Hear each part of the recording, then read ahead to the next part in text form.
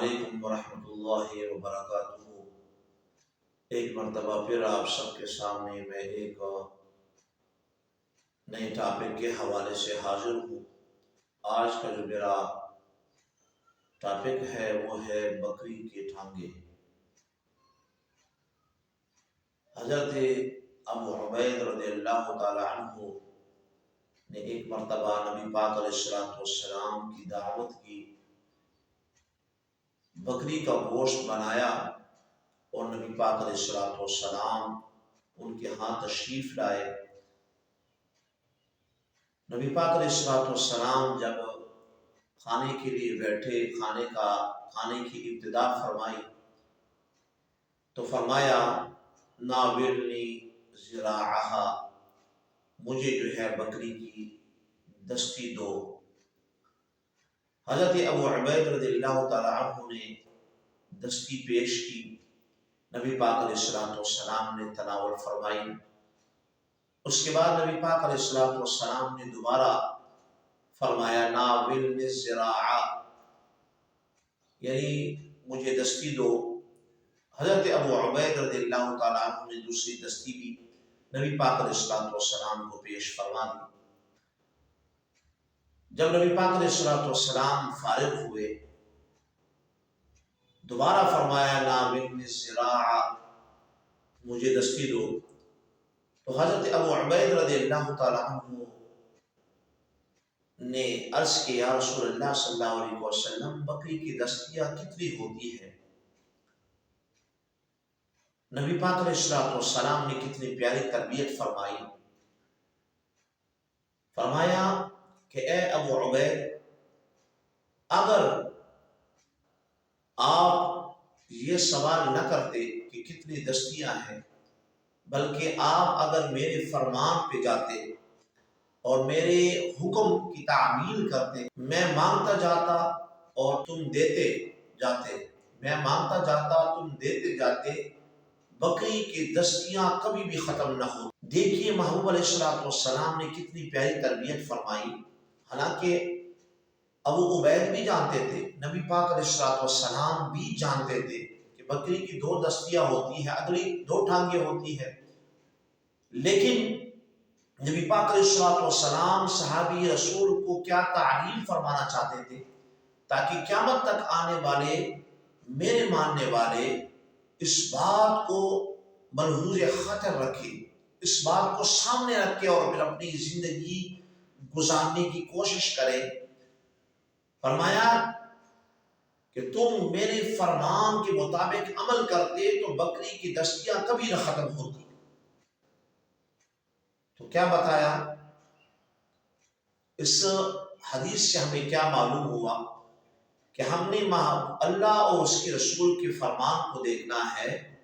باقی ادھر ادھر جو کچھ بھی ہو رہا ہے اس پہ نظر نہیں رکھنا۔ اگر آپ اللہ اور اس کے رسول کے فرمان کو نہیں دیکھیں گے، کہیں عقل کو دخل دیں گے، کہیں صورت کو دخل دیں گے، کہیں سیرت کو دخل دیں گے، کہیں لوگوں کو دخل دیں گے، بہت ساری مثالیں جو ہے اس حدیث پاک سے ہمیں سمجھ میں آ سکتی ہے کہ ہم نہ تو انسانوں پہ غور کریں گے، نہ ہی دنیا کی جو ہمیں آنکھ سے نظر آ رہی ہے اس پہ غور کریں گے، نہ لوگوں کے رویوں پہ غور کریں گے، نہ دوسری چیزوں کو دیکھیں گے، نہ عقل، جو عقل اللہ تعالیٰ نے دی ہے اس پہ غور کریں گے، نہ اپنے نفس کو اس کے اندر دخل دیں گے، بلکہ ہم نے کیا کرنا ہے؟ اگر کامیاب ہونا چاہتے ہو، اگر آخرت کو بچانا چاہتے ہو، اگر جنت پانا چاہتے ہو، تو سب سے بہترین طریقہ اس پرفتن دور کے اندر یہ ہے کہ ہم نے اللہ اور اس کے رسول کے فرمان کو اپنے آگے رکھنا ہے، پھر اگلا قدم اٹھانا ہے۔ اس وقت تک قدم اللہ کے حکم اور محبوب علیہ السلام کے فرمان کو نہ دیکھ لے، جب وہاں سے ہمیں رہنمائی مل، اس وقت تک ہم نے اگلا قدم نہیں اٹھانا۔ آج جو کچھ ہو رہا ہے، جو کچھ ہمیں نظر آ رہا ہے، جہاں لوگ بھٹک رہے ہیں، جہاں لوگ غلطی پہ ہے، وجہ یہ ہے کہ ہم نے اللہ اور اس کے رسول کے فرمان کو اپنے سامنے نہیں رکھا۔ یہاں صرف ایک مثال میں دوں گا، ویڈیو میری لمبی ہو جائے گی لیکن آپ نے سننا ہے، اس کے بعد انشاءاللہ مجھے امید ہے کہ آپ کو سمجھ میں آ جائے گی بات۔ ایک مثال میں دینا چاہتا ہوں، اللہ کے پیارے محبوب علیہ السلام نے ارشاد فرمایا کہ میری امت کی 73 فرقے ہوں گے، ان میں سے ایک جنتی، باقی سب جہنمی ہوں گے۔ اب ہم سب کو ایک کرنے میں لگے ہوئے ہیں، ہم کہتے ہیں فلانا غلط نہیں ہو سکتا، فلانا صحیح ہے، فلانا صحیح ہے۔ ہم نے کیا کیا؟ ہم نے لوگوں کو دیکھا، ہم نے لوگوں کے رویوں کو دیکھا، ہم نے لوگوں کے چالوں کو دیکھا، تو ارے منافقین کی شکل میں بھی لوگ ہوتے ہیں، ٹھیک ہے نا؟ منافق کو سمجھنا بہت مشکل ہے، منافق کو سمجھنا بہت مشکل۔ کہتے ہیں 73 فرقے، مطلب ہم نے سنا کہ حدیث پاک میں آیا کہ 73 فرقے ہوں گے، ان میں سے ایک جنتی، باقی سب جہنمی۔ تو اب آپ کو سننے میں آئے گا کہ فلانا او مکہ مدینہ گیا، اس نے اس کے پیچھے نماز نہیں پڑھی، حالانکہ وہ تو مکہ کی امام ہے، مکہ کے لوگ ہیں، تو فرمان کو نہیں دیکھا۔ صحابہ کرام کی ان احادیث پہ ہم نے نظر نہیں رکھی، بلکہ ہم نے کیا کیا؟ ان لوگوں کے شکلوں کو دیکھا، ان لوگوں کے وہاں رہنے کو دیکھا۔ ارے خانہ کعبۃ اللہ کے ساتھ بھی اگر کوئی چپٹا ہوا ہو، ساری رات سارے دن عبادت کیوں نہ کرتا ہو، جب تک اس کا عمل، اس کا طریقہ، اس کے رہن سہن جو ہے اللہ اور اس کے رسول کے فرمان کے مطابق نہیں، وہ کبھی صحیح ہو ہی نہیں سکتا۔ لہذا غلطی کہاں ہوئی کہ ہم نے اللہ اور اس کے رسول کے فرمان کو نہیں دیکھا، ہم نے ان کی صورتوں کو دیکھا، اس جگہ کو دیکھا، اور باقی اللہ اور اس کے رسول کے فرمان کو ہم نے نہیں دیکھا۔ تو آج جو کچھ ہو رہا ہے، جو کچھ نظر آ رہا ہے، ہم نے اس کو نہیں دیکھا۔ میں مزید اس بات کو تھوڑا سا کھول دیتا ہوں کہ آپ دیکھیں جگہ بجگہ میں، کوئی ہے 10 لاکھ لگا کے گیا حج کرنے، کوئی جا رہا ہے 3-4 لاکھ لگا کے عمرہ کرنے کے لیے۔ اب ہمیں صرف 2 جگہوں کے اندر محصور کر کے آپ نے رکھ دینا ہے، بس یہی ہمارا مقصد ہے، یا تو عمرہ کرے یا مسجد نبوی کے اندر بس اپنے آپ کو محصور کر لے۔ نہیں، ارے جہاں اللہ کی بندی دوڑے، 7 چکر لگائے، اللہ تعالیٰ اسے کہے وَمَن يُعَظِّمْ شَعَائِرَ اللَّهِ فَإِنَّهَا مِن تَقْوَى الْقُلُوبِ، کہ یہ پرہیزگاری کا ذریعہ ہے، یہ اللہ کی نشانی ہے۔ جہاں اللہ کی بندی دوڑی، اس کو اللہ تعالیٰ نے اپنی نشانی قرار دیا، اور جہاں محبوب کے قدم لگے، سارے جہانوں کے آقا کے قدم لگے، جہاں 3 راتیں اللہ کے محبوب نے گزاری ہو، جہاں حضور بیٹھے ہو، ذکر کیا ہو، جہاں جو ہے جہاں محبوب ٹھہرے ہوں،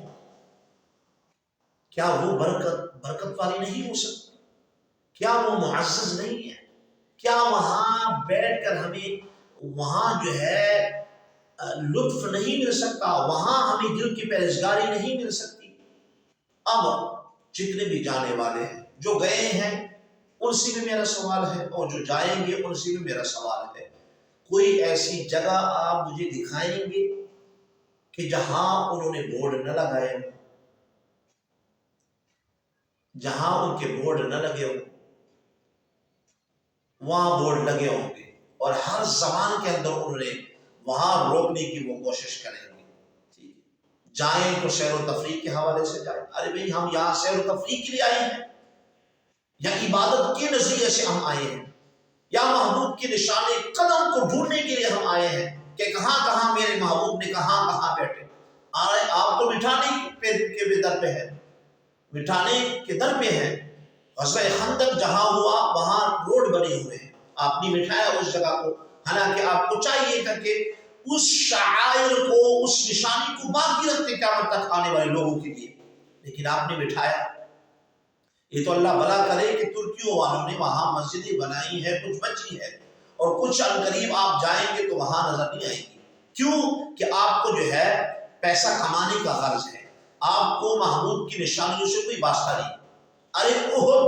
پہاڑ جو محبوب سے محبت کرتا ہے، محبوب کی محبت میں وہ جمعہ کرتا تھا، اس پہاڑ کوئی آپ نے بند کیا ہے وہ حصہ جہاں محبوب کے قدم لگے ہیں۔ اللہ اکبر۔ تو اب بھی ہم کہیں کہ وہ صحیح ہے، اب بھی ہم کہیں کہ ہم ان کے پیچھے جو ہے نمازیں پڑھیں، یہ میں آپ سے سوال کرنا، آپ سوچیں۔ ایک طرف صحابی کا عمل ہے، صحابی رسول ہے جو مدینہ سے مکہ جا رہے ہیں، راستے میں جو جگہ آتی ہے جہاں محبوب بیٹھے جہاں اٹھے وہ اپنے شاگردوں کو بتاتے ہیں کہ یہاں بیٹھے، یہاں اٹھے، یہاں آرام فرمایا، سارا کچھ بتا رہے ہیں، کروا رہے ہیں، پریکٹس کروا رہے ہیں۔ اور ایک طرف آپ ہیں کہ آپ نے 6 زبانوں میں بورڈیں لگائی ہوئی ہیں، ہر بورڈ پہ آپ منع کر رہے ہیں کہ یہاں ایسی نہیں کرنا، یہاں سے مٹی نہیں اٹھانی، یہاں سے یہاں اوپر جانا نہیں ہے، یہاں اندر نہیں جانا، کہیں باڑے لگائی ہوئی ہیں، کہیں آپ نے بند کیا ہوا ہے، کہیں تالے لگائے ہوئے ہیں۔ اس کے باوجود بھی نادان لوگ جو ہے ان باتوں پہ غور نہیں کرتے، آنکھیں نہیں کھولتے کہ یہ اپنے نہیں ہے،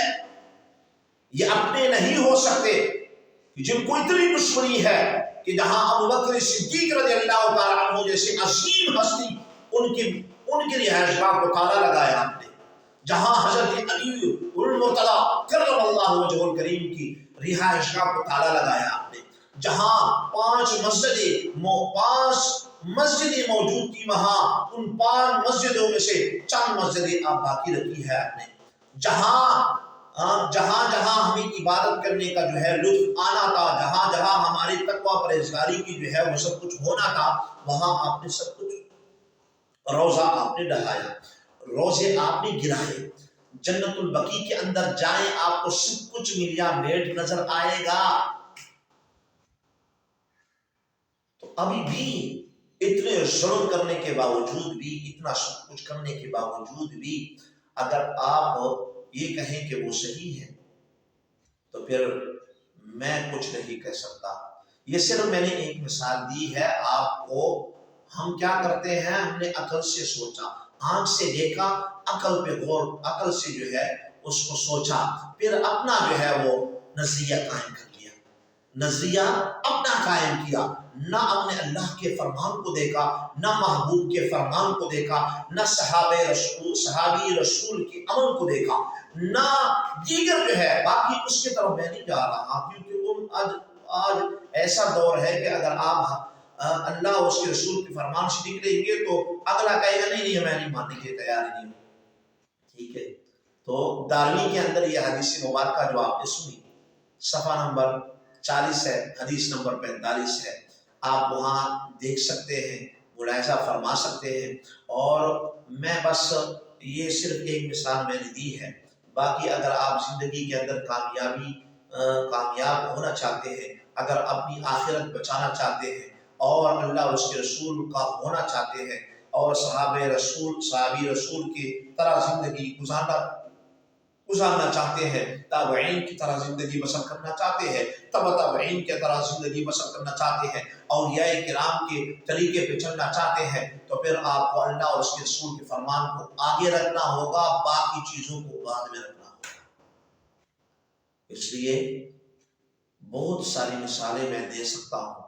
لیکن صرف ایک مثال دے کر آپ کی آنکھیں کھولنے کی میں کوشش کر رہا ہوں کہ ارے اللہ اور اس کے رسول کے فرمان کو آگے رکھو، پھر اگلا قدم اٹھاؤ، وگرنہ پھسل جاؤ۔ تنقید کے نظر سے دیکھنا چاہتے ہیں تو تنقید کرنے سے پہلے آپ ذرا مکہ المکرمہ مدینہ المنورہ پہ غور کریں کہ ترکی کا دور جب تھا اس وقت کیا حالت تھی اور آج کیا ہے، ٹھیک ہے۔ آج کتنی جو ہے وہ چیزیں مٹ گئی ہیں، وہ نشانات جو قیامت تک ہم نے اپنے بچوں کے لیے قائم رکھنی تھی کہ وہ آتے دیکھتے کہ یہ یہاں محبوب نے قدم لگائے، یہاں غزوہ ہوا، یہاں سب کچھ ہوا، وہ ساری چیزیں میں تو یہ ان سے جو ہے نا یہ توقع نہیں کرتا کہ باقی رہ جائیں گے، ٹھیک ہے۔ مجھے لگتا ہے کہ صرف مدینہ اور مکہ ہی رہ جائے گا، ٹھیک ہے نا، باقی ساری چیزیں وہ کوشش کر رہے ہیں کہ مجھے قائم نہ ہو، اور نہ جو ہے لوگ وہاں پر جو ہے اللہ تعالیٰ کی پیاری محبوب کے قدموں پہ یا بیٹھے چھومے وہاں جو ہے ذکر کریں، ٹھیک ہے۔ تو تنقید کرنے سے پہلے آپ نے ایک طرف وہاں کی ہسٹری کو مطالعہ کر لینا ہے، ٹھیک ہے، ہسٹری کا مطالعہ کر کے اس کے بعد پھر آپ کو تنقید کی اجازت ہے، تنقید آپ خود کریں، ٹھیک ہے۔ میرا کام ہے آپ کے سامنے بات کو